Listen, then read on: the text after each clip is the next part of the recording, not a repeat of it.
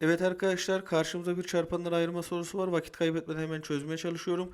Arkadaşlar burada B yerine şurada verilen ifadeyi yazdım. Bölme işlemi olduğu için ters çevir çarpacağım. A yerine de aynı işlemleri yapacağım. Hızlıca buraya yazıyorum. Şimdi arkadaşlar buradaki işlemi yaptım. Hemen burada payda işlemi yapmam lazım. Buraları kök x ile çarptım. Onu da hemen yazıyorum arkadaşlar. Evet arkadaşlar, burada yazılacak yerleri de hızlıca yazdım. Şimdi arkadaşlar burada aynı olan ifadeleri parantez içine alıyorum. Kök x eksi kök y parantezini aldım.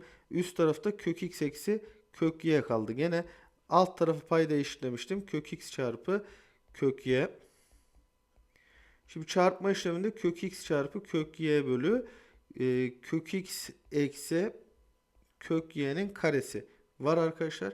Burada götürme işlemlerini yapıyorum. Sadeleştirme. Bak bununla bu gitti. Buradaki kareyle bu gider. Bu ifadeyle de bu gider. Geriye bir kaldı. Gayrı Ne? dayanamam Bir. ben bu Şunu mu hasrete. söylüyorsun? Ya beni de götür, ya sen de gel.